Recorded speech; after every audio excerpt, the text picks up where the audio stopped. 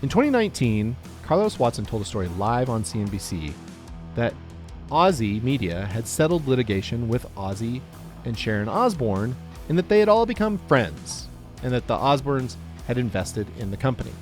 When reached for comment, Sharon Osbourne said that Carlos's story was bullshit and said, "This guy is the biggest shyster I have ever seen in my life." And quote, "We're not ever a friend, and we don't have any interest in his company." And when asked specifically about investing in Ozy, she said, quote, "You must be joking. No way did we invest anything." End quote. "He's insane." And to be honest, he did say, "Well, we'll give you some shares in the company," but I said, "Your company is worth nothing." Are you an accountant with a continuing education requirement? You can earn free NASBA-approved CPE for listening to this episode. Just visit earmark.app in your web browser, take a short quiz, and get your certificate.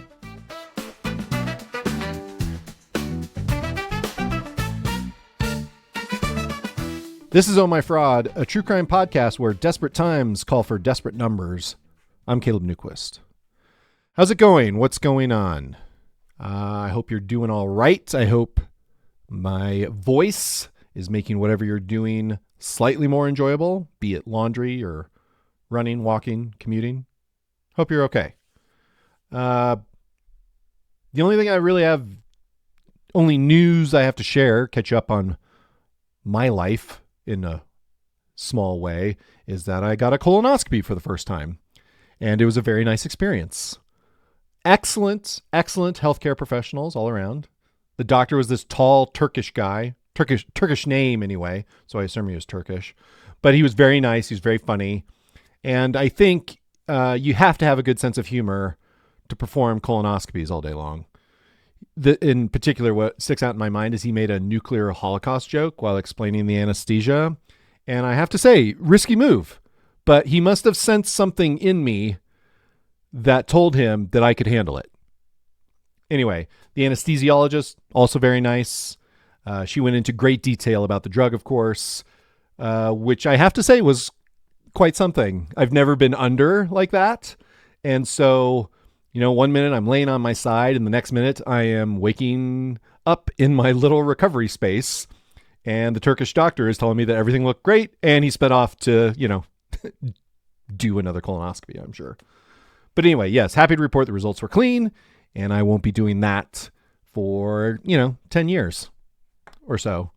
Anyway, but I could use a nap like that on the regular. Anyway, how about a couple reviews? Here's one from Apple Podcasts. Drew Murray 613 gave us 5 stars and writes, "Great show, even for non-accountants. The show is amazing. As an accountant with his CPA, it's a great, easy listen during my workday, and I don't even use it for my CPE requirement. If you love true crime and want to know more about white-collar crime, this is the show for you." Thanks, Drew Murray 613, and kudos for, not even getting the CPE. Or not, I don't know, get some CPE. I don't know. Anyway, here's another one, Apple Podcasts. The Garden Lady also gave us 5 stars and wrote, "Smart, entertaining, and interesting, spirited, and informative. I also appreciate the sound quality. Thanks." So there you go, producer Zach. Sound quality, hitting the mark. By the way, a while back I asked for people to write reviews on Apple, specifically because Zach was tired of seeing this one comment about vulgar language, and I'm happy to say that many of you delivered. So Zach sends his thanks. And thanks to everyone who rates the show on Apple, Spotify, Earmark, wherever you listen. And thanks for writing reviews. Thanks for writing in the emails. If you go to the trouble of writing a email or a review, I just might read it out loud for this recording or a future recording. Okay? Also, if your firm or company or conference or event needs a live or virtual presentation on fraud or ethics, that is something I'd be happy to talk to you about. Email ohmyfraud@earmarkcpe.com to get more information on pricing and availability. All right, that's enough business. Time for some fraud.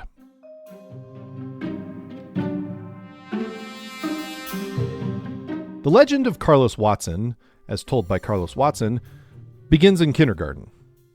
Story goes that when his teacher asked him what 2 plus 2 was, he answered yellow.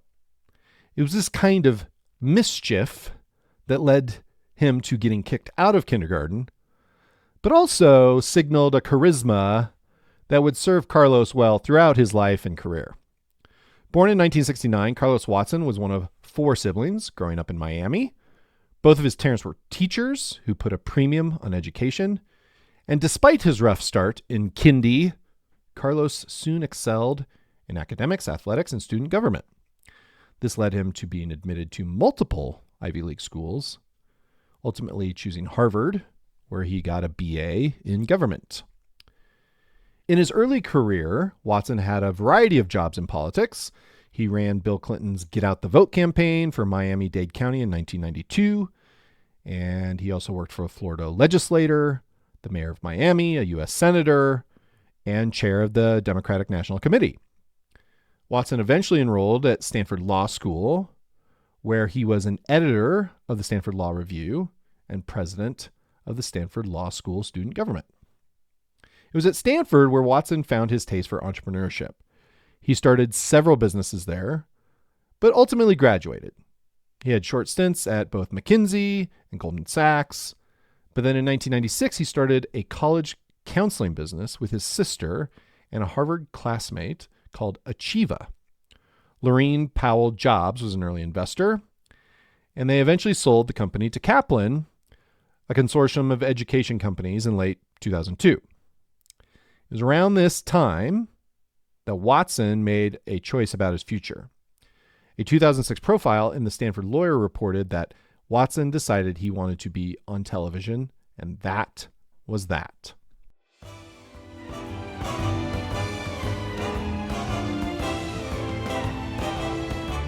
Watson's first breaks in TV came as a commentator on Fox and Court TV programs. That was followed by a short but very successful run at CNBC, where he got the chance to try his hand at interviewing. Those went so well that it got the attention of CNN, who scooped him up to be a regular commentator and eventually a political commentator. And then he was part of the anchoring team for the 2004 presidential election. Over the next several years, Watson kept building his bona fides, interviewing Barack Obama in 2004, hosting an interview show on BET, and then as a morning newscast anchor for MSNBC. Then in 2013, at a Chipotle restaurant in Mountain View, California, Watson ran into a former Goldman Sachs colleague, Samir Rao. Watson and Rao were both sons of immigrants. Watson's father was from Jamaica. Rao's parents were from India. And Watson had conceived an idea of a new kind of media company when he was caring for his sick mother. He and Rao discussed it, and together they struck out to create that new type of media company. One that, quote, could reimagine the news for a globally minded, discerning, and diverse group. People who are edgy and educated, hungry and observant, and tired of being handed the same menu, rehashing yesterday's top stories. They called this new venture Ozy, and they got off to a fast start. Watson secured $70 million in funding and struck partnerships with A&E Networks, iHeartMedia, and Live Nation. I worked in digital media from 2009 through 2018, and I have to say, it was so fun, really thrilling, and, or, you know, at least I thought it was. And I was mostly working by myself. I worked and edited a small niche publication, Going Concern. Some of you know about it, some of you maybe don't. But there was no bustling newsroom or production studio. It was mostly me on a laptop in a coffee shop. But I loved getting up every morning to do it. And I worked, the people I did work with, usually on the editorial side, were awesome. Adrian Gonzalez is one of them. Greg Kite was somebody else. That's how Greg and I first met. Francine McKenna, all kinds of people that I met many years ago now. And I was very online in those days, reading all day long, talking to people, both online or over the phone. I was writing constantly, writing every day, producing, countless blog posts, spending lots of time on what was known then as Twitter, Twitter was fun in those days. It's not even, nowadays, of course, it's not called Twitter, and it is not very fun.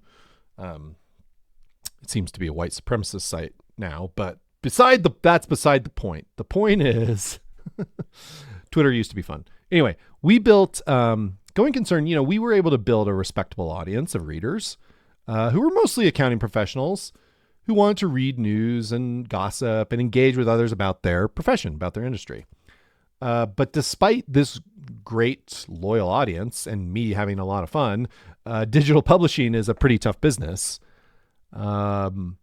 Trying to convince advertisers to spend money with you is like this ongoing task. A task, it just never ends. And for a niche publication like ours, it was even harder because, number one, no one had really done anything like it before. The audience was young and hungry, but not your typical target if you're an advertiser. A young white-collar professional.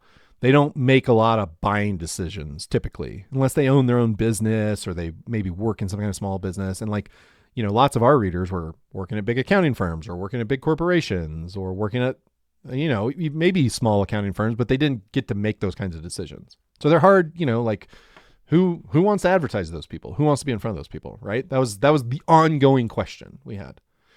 And, there was lots of hustle going on. I was cranking out articles day after day, to create and maintain an audience and grow the audience. And on the publishing side, people were trying to figure out how to monetize it. And they weren't having much luck. Even though we had this good audience of young professionals that made good money, our audience wasn't so big that we could just attract advertisers. Squarespace wasn't calling us up because our audience was so huge. No, it's not how it worked for a publication like ours.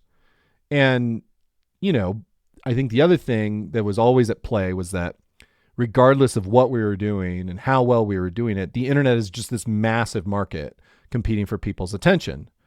So while young accountants want to read about stuff related to their careers, they also want to read about sports and celebrities and politics. They want to watch cat videos, porn, Netflix, all that stuff. Even though it's not directly our competitor, it is competition for people's attention. And so the point is that as a digital publisher, we weren't just competing with other publications. We were competing against the entire internet. And in the 2000s and the 2010s, a lot of new publications were being created.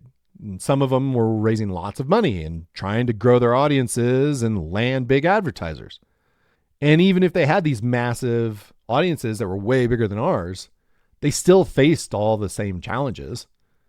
And that just made made the digital media ecosystem a really tough place to do business. All right.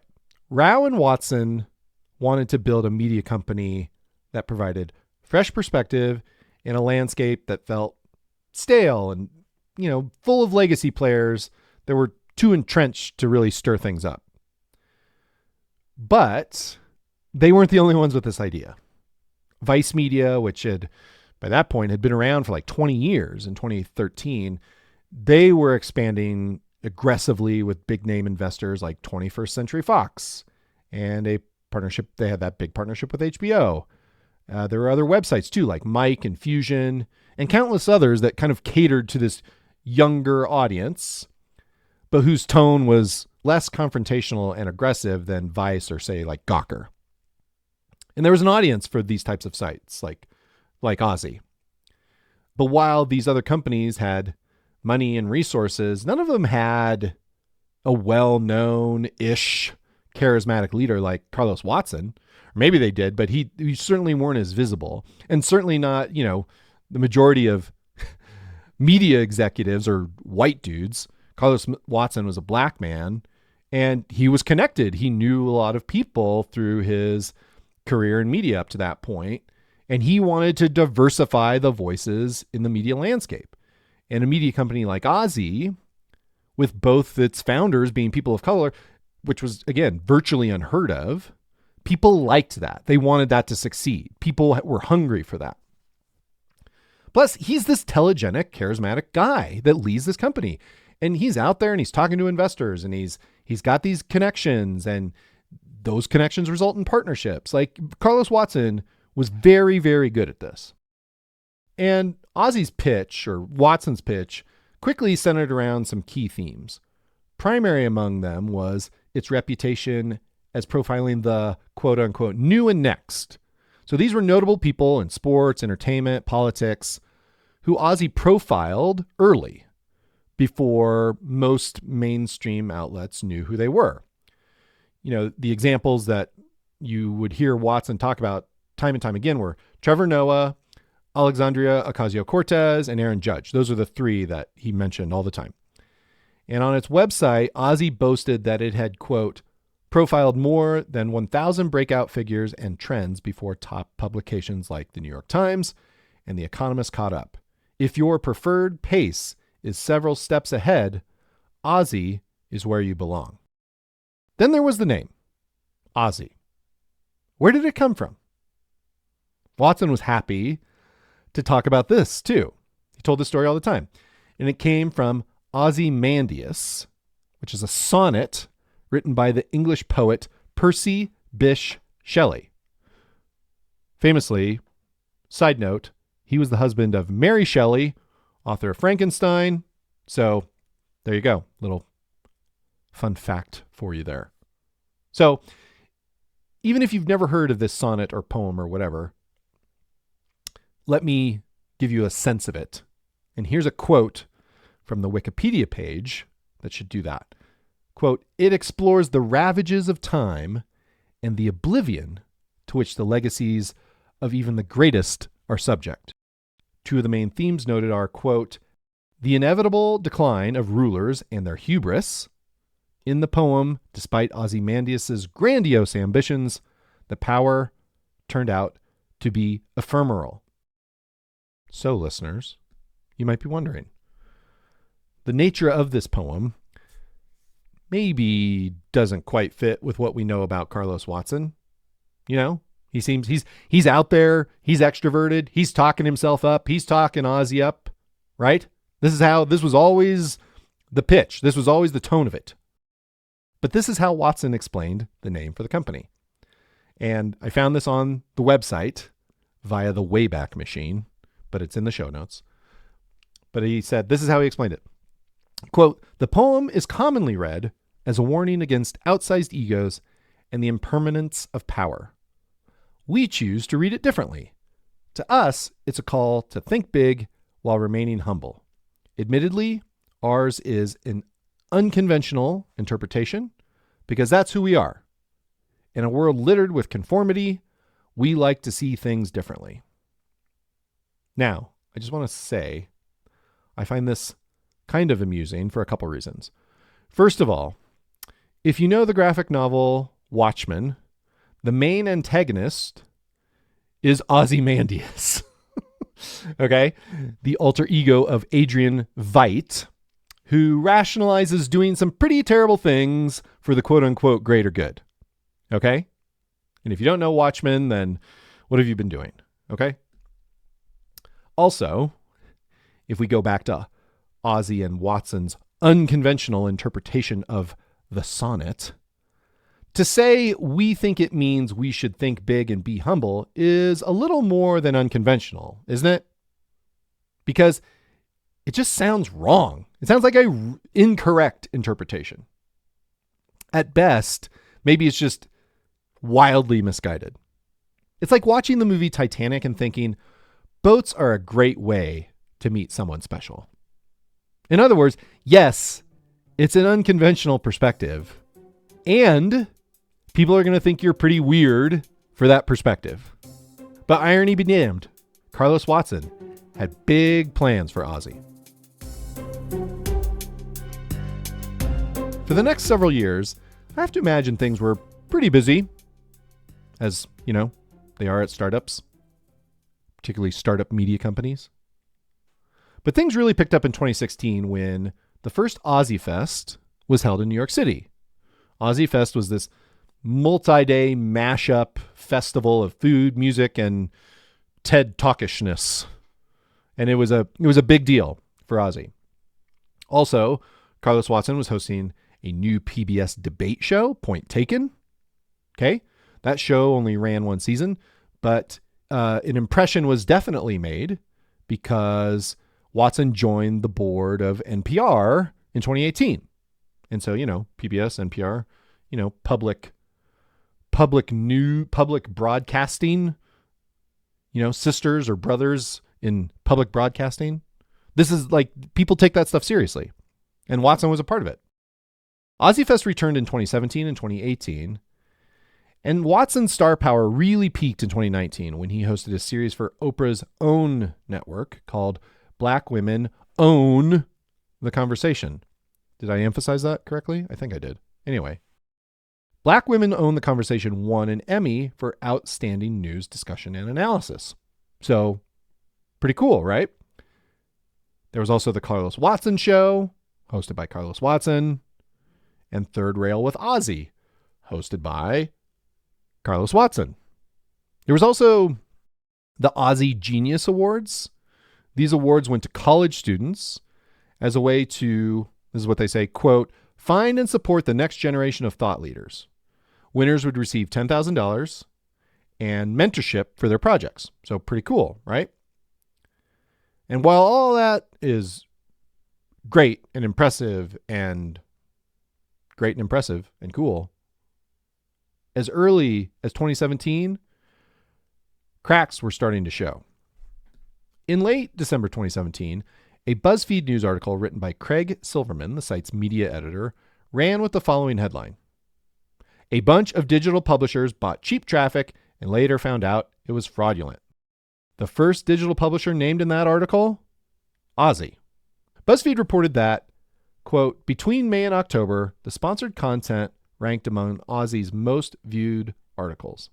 However, it also reported that, quote, those stories received traffic that was purchased and delivered via a system that automatically loads specific web pages and redirects traffic between participating websites to quickly rack up views without any human action.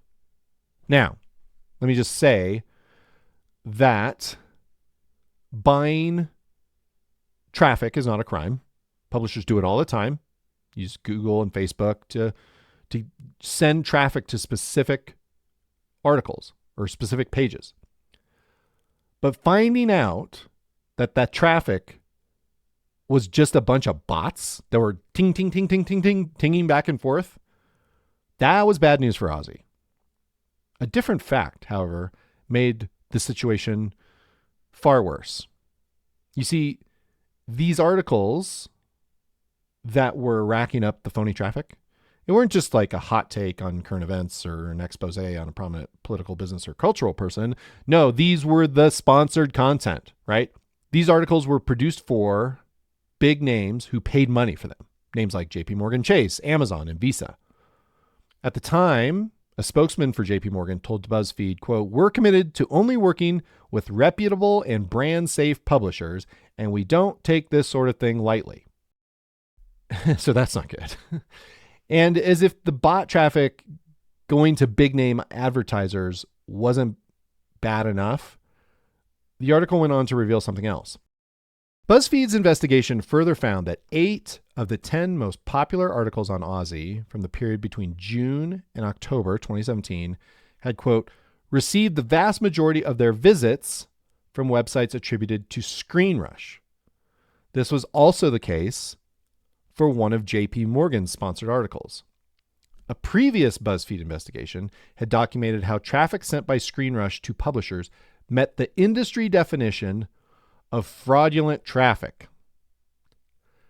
Now, the details of how this fraudulent traffic is created is a little boring and complicated, but suffice to say, this is not the type of story you want to have written about your website. Okay? Digital publishers exaggerating their traffic isn't anything new. Digital publishers, they always try to put the size of their audience and the quality of their audience in a positive light to attract advertisers. But what was going on at Ozy was a little bit more than I think people were comfortable with. Now, to be fair, Ozy admitted to paying for the traffic, but it denied knowing that it was fraudulent. And in a statement to BuzzFeed at the time, it said, "Unfortunately, our digital ecosystem harbors audience sources that don't always fit Ozy's target, and in some cases, exhibit behavior that is not authentic." It went on, "We are proud to consistently over-deliver for our advertising partners across platforms, and it goes without saying that our partners only pay for quality delivery." So the bloom was off the rose at Ozy, but the worst was yet to come. January 2021 was an interesting time, to say the very least. The entire planet was in the throes of the COVID-19 pandemic and the recession caused by it. Here in the US, there were protests against systemic racism triggered by the murder of George Floyd the previous summer, and a blur of activity related to the outcome of the 2020 presidential election, including protests, the attack on the US Capitol building on January 6th, and the inauguration of Joe Biden as the 46th president on January 20th. Given everything going on, you would be forgiven if you missed the news that Ozy announced in the middle of the month. On January 12th, Axios reported that Ozy brought $50 million in revenue in the previous year and had become profitable for the first time. And it had also received 2 offers to be acquired by major media companies, which they obviously turned down. The Axios story further repeated, the Ozy talking points, that it's for a curious audience. It had these production partnerships with OWN, PBS, and other networks, Ozy Fest, the diversity of its employees, and that it discovered people before the mainstream media, including people like comedian Trevor Noah, which we mentioned before, and even Supreme Court Justice Brett Kavanaugh. Carlos Watson spoke to Axios for that story, claiming that Ozy had sold a dozen TV shows and its programming had, quote, become a big, meaningful business, and also that its profitability was no accident. Quote, "We tried to be incredibly disciplined about spending." On September 26, 2021, Ben Smith, the media columnist for the New York Times at that time, wrote a story that seemed too crazy to be true. He laid out the scenario. Goldman Sachs was close to a deal to invest $40 million in Ozy. Some of its asset management executives were meeting with Alex Piper, the head of unscripted programming for YouTube Originals, to discuss their experience with Ozy. Piper had trouble connecting via Zoom, so he requested a conference call. Once everyone was on, he went on to talk about how great Ozy was doing, how great of a leader Carlos Watson was, and, just great. At some point, early in the call, the Goldman team thought the voice on the phone sounded strange. So much so that they suspected that it had been digitally altered. When the meeting was over, someone from the Goldman team reached out to Alex Piper via his assistant rather than a Gmail address that had been provided prior to the call. When Piper got on the phone, something very strange happened. He said that he had never spoken with the person from Goldman Sachs before. In other words, Alex Piper wasn't on the call with Goldman Sachs, but rather someone pretending to be Alex Piper was on the call. Smith reported that when YouTube learned that someone was trying to impersonate one of their executives, it launched an investigation, something that the company confirmed when Smith asked them about it. The identity of the impersonator quickly came to light. It was Samir Rao, the co-founder of Ozy. Carlos Watson profusely apologized to Goldman Sachs, explained that Samir had, quote, a mental health crisis. And this is also the story that he told to Ben Smith. And while Ozy's board was initially satisfied with Watson's explanation and handling of the situation, more questions were raised. One of the people that Smith spoke to for his column was a former editor-at-large for Ozy, a guy by the name of Eugene Robinson. And Robinson told Smith that he considered Ozy to be a Potemkin Village. Look that one up if you don't know it. Anyway, many experts agreed with this assessment. Ozy's traffic and purported success, it didn't really make any sense. And you know who else wasn't satisfied? Google, the owner of YouTube. Their security team quickly concluded that a crime may have been committed and informed the FBI. As for Ozy's employees, they found out about this story just like everybody else by reading it in the New York Times. And they were completely blindsided. Watson did his best to do damage control. According to an account in Fortune, the night the story came out, he emailed employees and called the story, quote, salacious and profoundly inaccurate. But he also acknowledged that the impersonation did occur. So in other words, even Watson admitted that the most salacious part of the story was true. Watson denied knowing anything about the impersonation beforehand. Samir Rao was placed on a leave of absence a couple days later, September 28th. And that same day, Ozy announced that it had hired a very fancy law firm to do an investigation. But things quickly got worse for both Watson and Ozy. A couple days later, on September 30th, the chairman of Ozy's board, Mark Lazary, hedge fund guy, owns the Milwaukee Bucks, who had initially supported Watson's account and how he had dealt with the situation, he resigned. And at the time of that resignation, Ben Smith also reported that one of Ozy's earliest investors, a guy by the name of Ron Conway, had returned his shares. Then a multitude of reports in the press told countless unflattering stories about the company. Here's just a few. A handful, let's say. First, a rep from a PR firm that Ozy had used said that they were, quote, asked to issue press releases about joint collaborations with other organizations without confirming information with the partner first. Okay, here's another. There was a report in Deadline Hollywood that called Watson the best interviewer on TV when it was, in fact, a quote from Rao in a story published on Deadline. So Deadline didn't say that. Samir Rao said that to Deadline. Okay, here's another.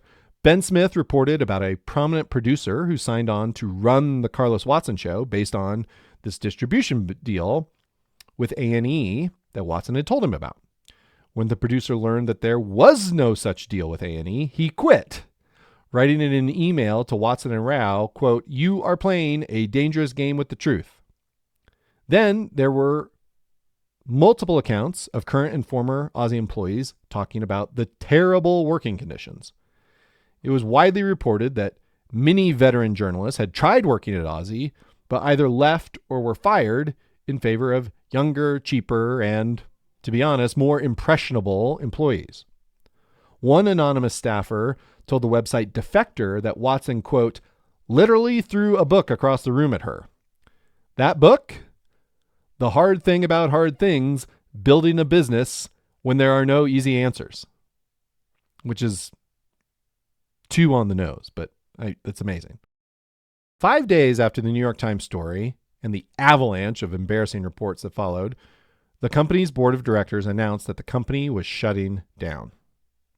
The exodus of investors, advertisers, and employees were all too much, and it accelerated the fall of Ozy. One commentator said that calling Ozy media a dumpster fire is an insult to dumpsters and fires. But despite all the public embarrassment and the announcement that the company was being shut down, Carlos Watson surprised everyone by making the rounds on morning TV programs the following Monday to announce that Ozy was in fact not shutting down and would find a way to move forward. But, you know, he was kind of light on the details. So much so that one of his early investors, Ron Conway, who we mentioned earlier, spoke to the New York Times and said, quote, I want to publicly ask Carlos to take care of his team members and, quote, take every ounce of cash and you distribute it to those deserving team members who deserve to be respected at this time. It did not get better from there.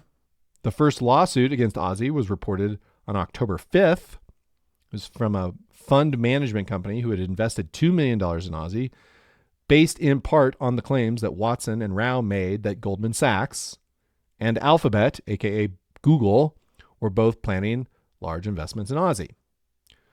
A couple days later, Ozy staffer Eugene Robinson wrote an essay about his experience of working at Ozy and for Carlos Watson in the New York Times. He painted a picture of a high-pressure environment where staffers worked very long hours. Mr. Robinson said he worked 2 24-hour days in the lead-up to Ozy's launch in 2013 and were kept in the dark about the company's performance. Watson, meanwhile, was prone to spats of anger and threats for minor offenses. Robinson wrote, and Watson confirmed later, that his pay was docked for missing a meeting. And perhaps the most spicy passage in the essay was Robinson's perspective on Ozy's TV and video content.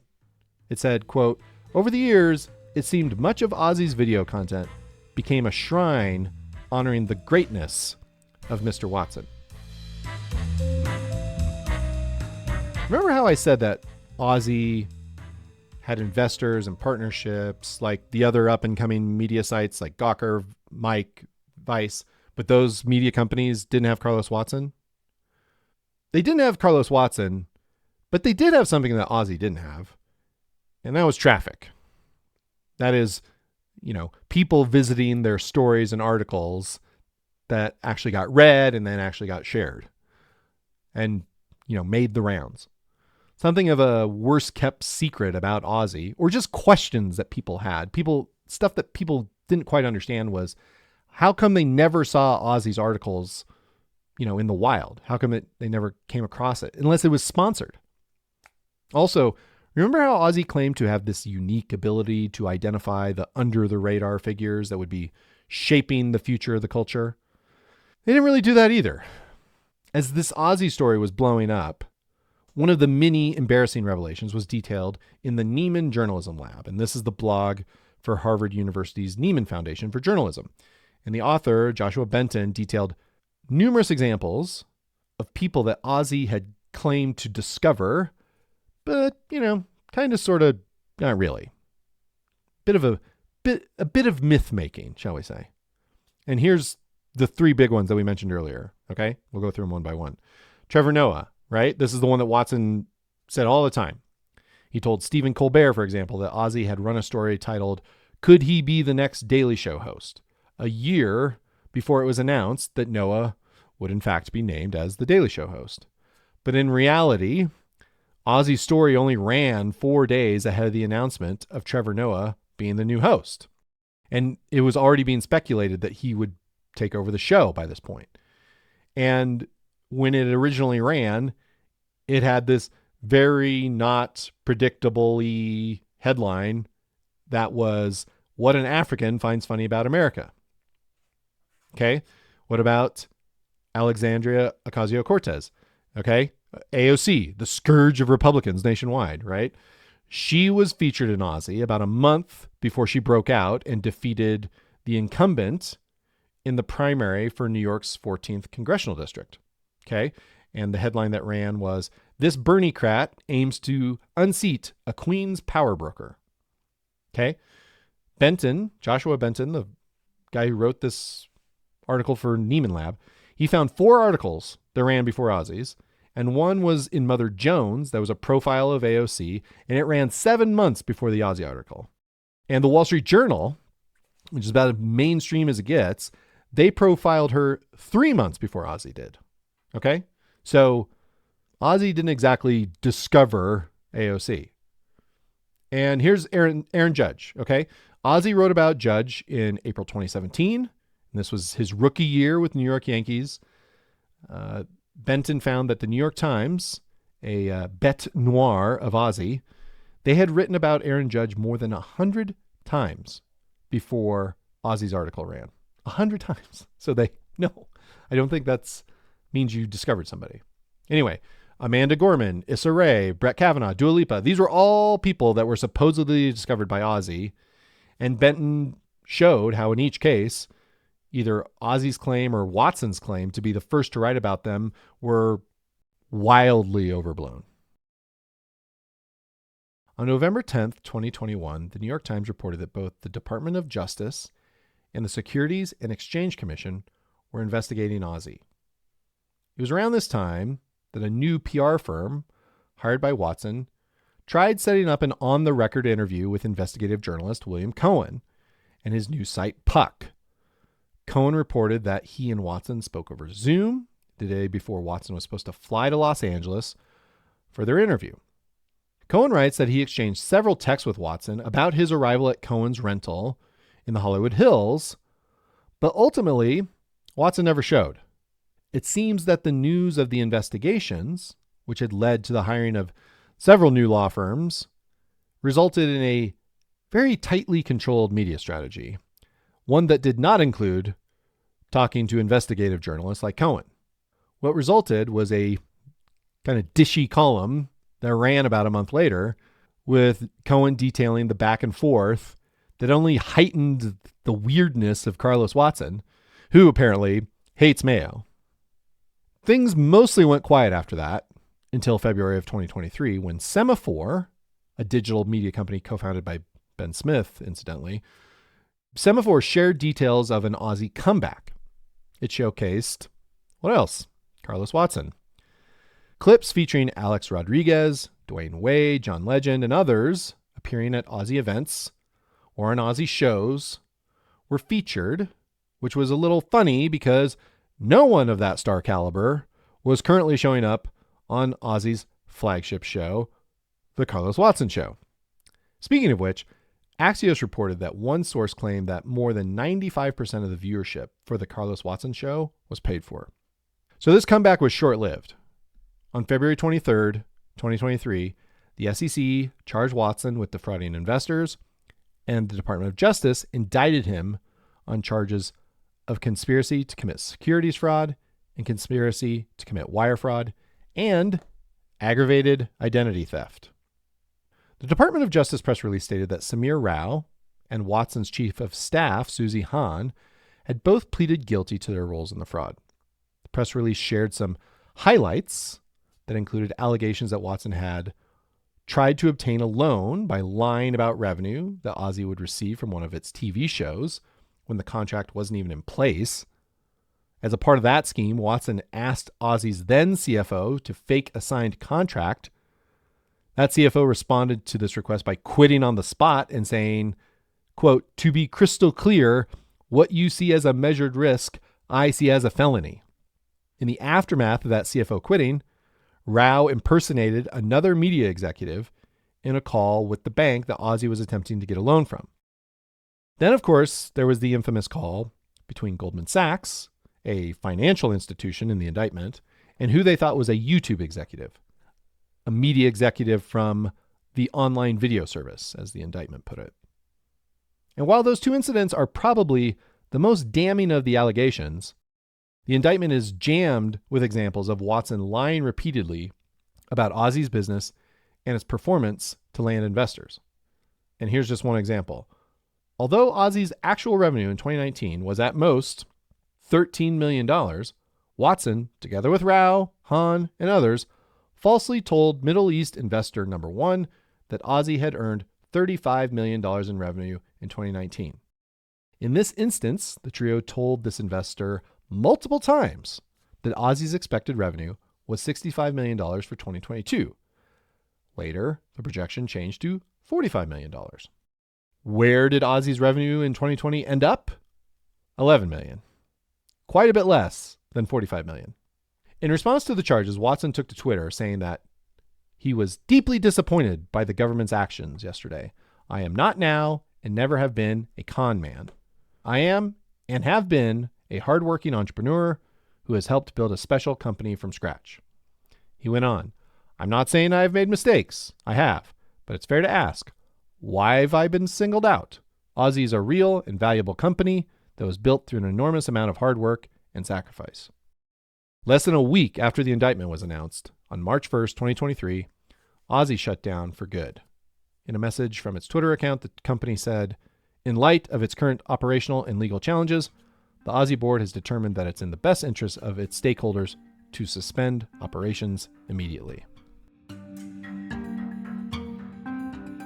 Now, I will just mention something. Most of our stories don't have trials.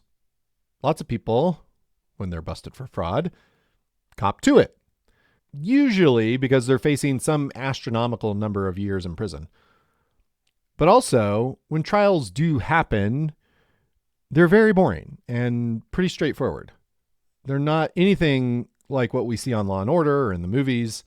But also, most of the stories we talk about on here do not involve companies with CEOs who are, marginally famous and well connected in the very highly visible media world. So, Carlos Watson was determined to fight these charges, and he went to trial. This trial began in late May 2024. Watson was being prosecuted in the Eastern District of New York in Brooklyn, which regular listeners to the show may remember being mentioned by Sam Buell, the Duke law professor and former prosecutor from the Eastern District. We talked to him in episode 77. It's a very unique place. As Sam told it, that's where he wanted to work because it was so interesting. Anyway, right away, it became clear that the prosecution had a mountain of evidence against Watson. They called 17 witnesses, including former Ozy employees, investors who lost money, and executives from companies who were victimized, including Google, YouTube, and Oprah's network OWN. The VP of Finance, a CPA named Janine Butra, I hope I'm saying that right, she testified that she, quote, felt like I was in a pressure cooker trying to solve something that wasn't there, and that the company was, quote, always light on cash. That pressure was put even into clearer context by the prosecution's star witness, Samir Rao. Rao's testimony lasted 6 days. He detailed how difficult the financial situation was at Ozy. The company was producing more TV shows and more events, and the cost to do that is much greater, meaning they were burning through a lot of their investment dollars. This led to the company occasionally missing payroll and paying huge amounts of interest on outstanding loans that they had. So these were the circumstances that ultimately led to Watson, Rao, and Susie Hahn to lying to investors. They would claim that Ozy was making $18 to $20 million, but in reality, they were making $10 million. In 2019, they claimed they made $30 million when it was only $13 million. And even those real numbers, so the 10 million to the 13 million, those are that's good growth, right? That's not bad. That's 30% growth. But it was not good enough. Watson wanted to crush the numbers. He wanted to blow them out of the water, right? The demand and the expectation for massive growth was huge. Prosecutors showed text messages between Watson, Rao, and Hahn trying to keep their story straight with specific investors.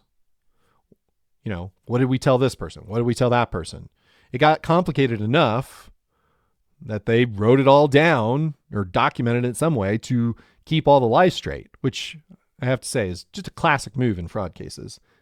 Document your fraud because you're lying a lot, and who can remember all those lies?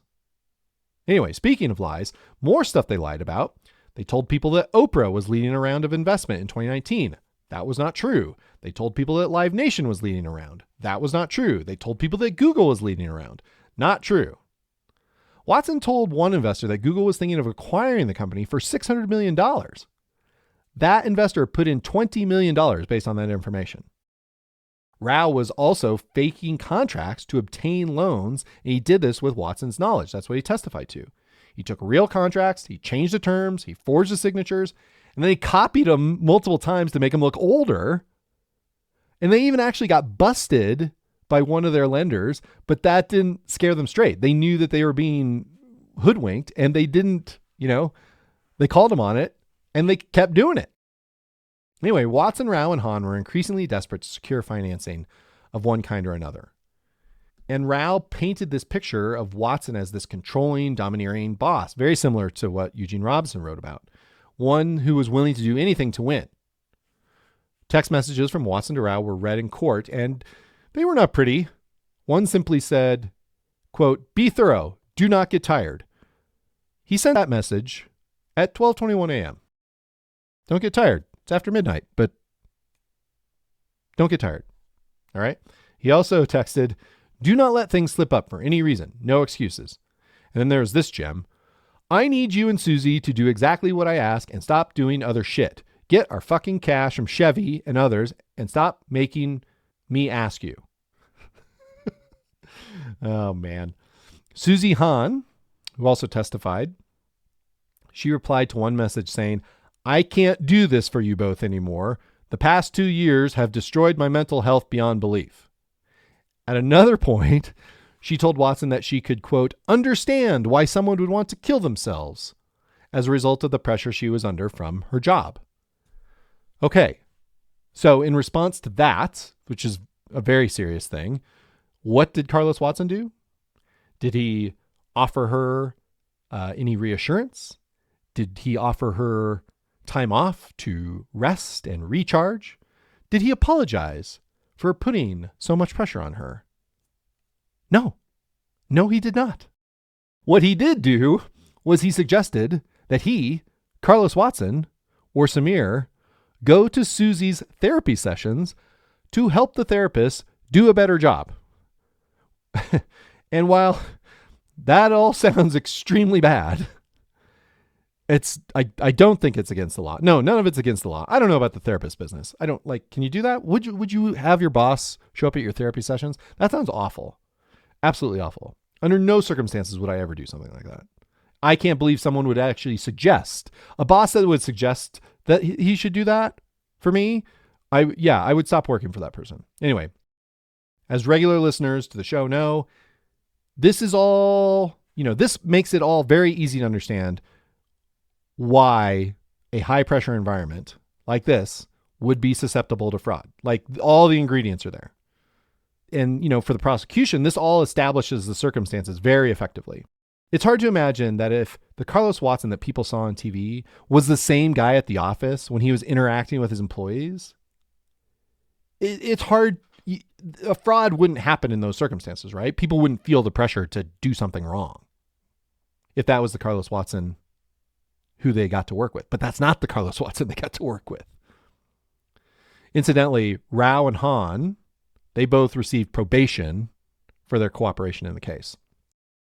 The prosecution's case detailed many, many examples of how Ozy was playing fast and loose with the facts, particularly with its website traffic, views of its YouTube videos, its financial performance, and even the number of people who attended Ozy Fest. Crowd size, am I right? Lots of these stories had already been reported in the media, but it all added up to hard evidence that Watson was deceiving people in order to get money from them. Then there was the former CFO, a woman by the name of Tripti Thakur. She told this story of when the company needed cash and they were close to shutting down and they were waiting on this contract from Oprah's network. And Carlos said, make something and get it done. And that's when she responded to him. He's like, are you asking me to make a fake contract? And Rao tells her that he will handle it. And then he sends an email back to her with a fake contract, forged signature, and he CC'd the CFO.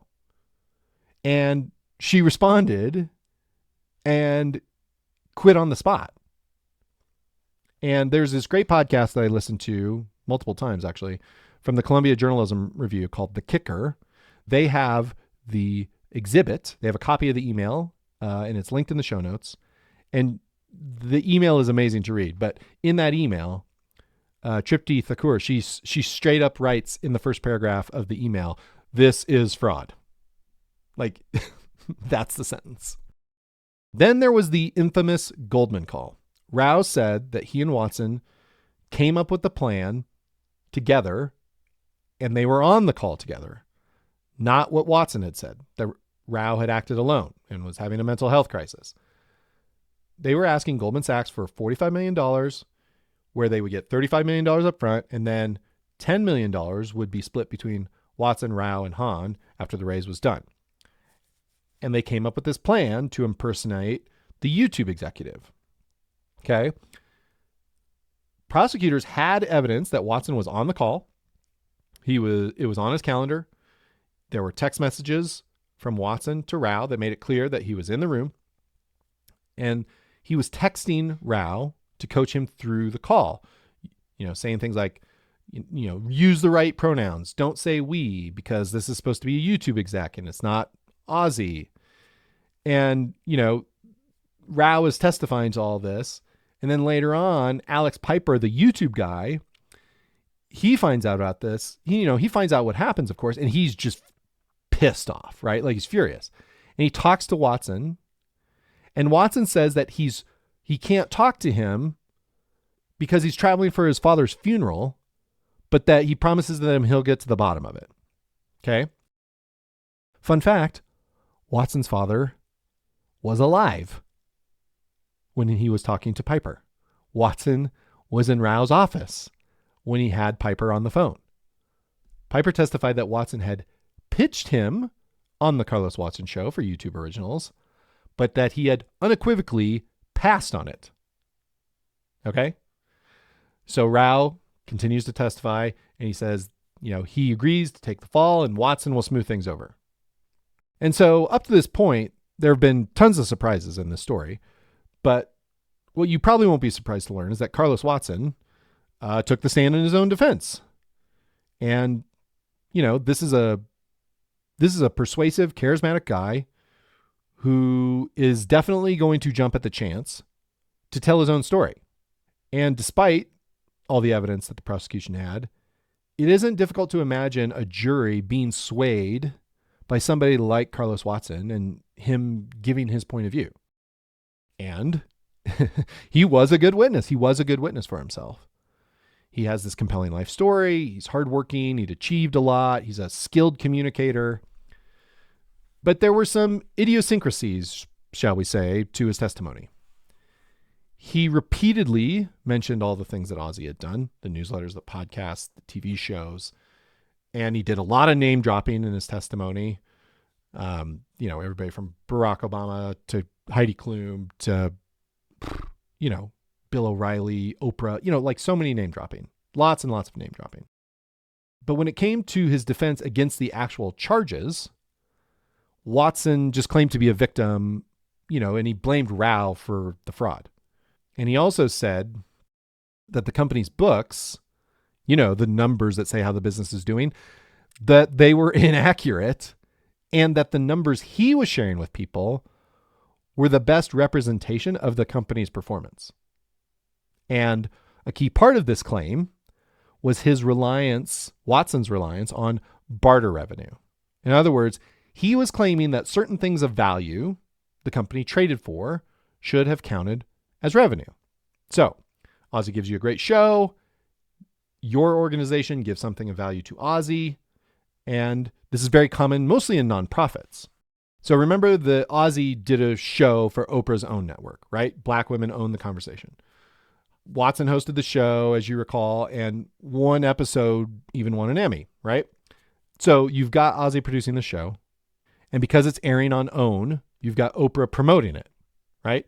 She did this very short video, 1 minute, 22-second video promo, and she also tweeted something about it as well.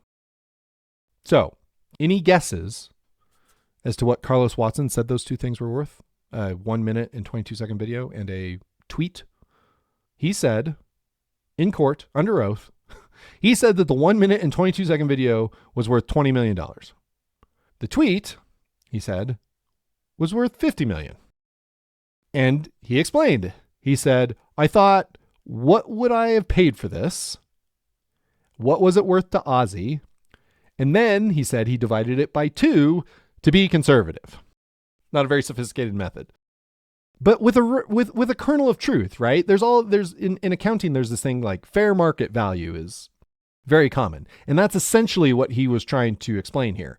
But, a very short video and a tweet, I don't know. I don't think fair market value really works for those two things. But anyway, that's how he explained it.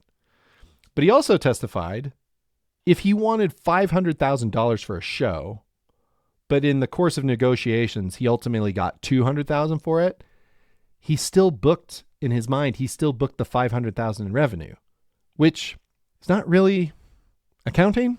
That's not really how accounting works. I mean, you can, but like then, like if everybody did that, then how would you know what anything is worth?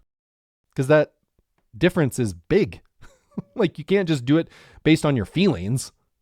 Anyway, again, these kernels of truth used by Watson to spin these plausible sounding explanations, the myth making. This is myth making to the point of almost parody.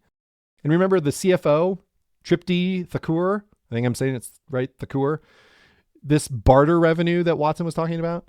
During her testimony, when someone asked her about it, she referred to it as sort of vapor, which is not how I think you want your accounting methodology to be referred. You don't want those words associated with your accounting methodology. Finally, Watson testified about his involvement in the infamous call with Goldman Sachs, where Samir Rao impersonated a YouTube executive. Okay. Watson, during his testimony, went into great detail about the day of that call. He was up early for an interview. Then he went into the office. He then says that he just popped his head in to Rao's call and he realized it was with Goldman Sachs and he realized what was happening and he tried to stop Rao, short of physically stopping him, because he wasn't sure if the call was on Zoom or not. And so that's how he explained the text messages were him, those text messages that appeared to be Watson coaching Rao. Watson said that was him trying to end the call without it completely crashing and burning. And, you hear this and it's plausible enough, right? You need to raise reasonable doubt if you have a defense. And I don't know, it didn't stretch the imagination that much that some jurors could maybe find this credible, would find this believable, would believe that this was the version of it. This was the actual truth. There's this other moment where Watson is asked about the barter revenue. And the prosecutor says, if I traded a cow for some magic beans, and I think those magic beans are worth $15 million, and I told my investors that I got $15 million in revenue for selling my cow, would that be okay? And Watson kind of like equivocates a little bit and says, well, that sounds kind of implausible or whatever. And it's like, well, we are talking about magic beans, but also, could you do it? And Watson said, sure. So he couldn't help himself. He couldn't not somehow stand behind his version of events that were, no matter how implausible they might be. The jury deliberated for 2 days and found Carlos Watson guilty on all 3 counts. At sentencing in December 2024, the judge in the case said that the quantum of dishonesty in this case is exceptional. And this is what he said to Watson. If you believe that everything you did here was fine, and the only reason you're here is because of this conspiracy by others, then I don't see any reason why as soon as you are able to, you wouldn't simply repeat the behaviors that led us to this point. Watson was sentenced to 116 months in prison in order to pay $96 million in restitution.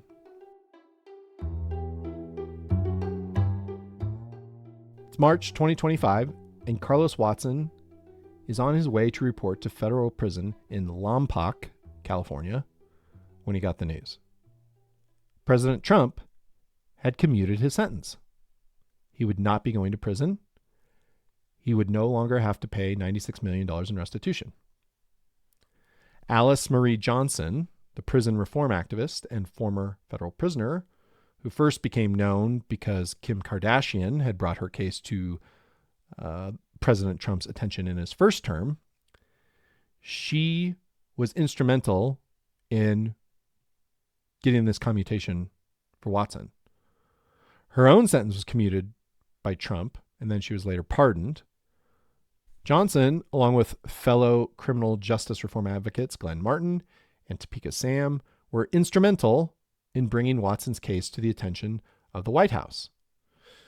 Alice Johnson is President Trump's pardon czar. And in spite of all that, this commutation was given without any consultation of the prosecuting attorneys, which is standard practice in these matters. In his statements since the commutation, Watson has maintained his innocence And upon the news, he said, "I am profoundly grateful to President Trump for correcting this grave injustice. His decision reflects an unwavering commitment to fairness and justice for those who have been wrongfully targeted."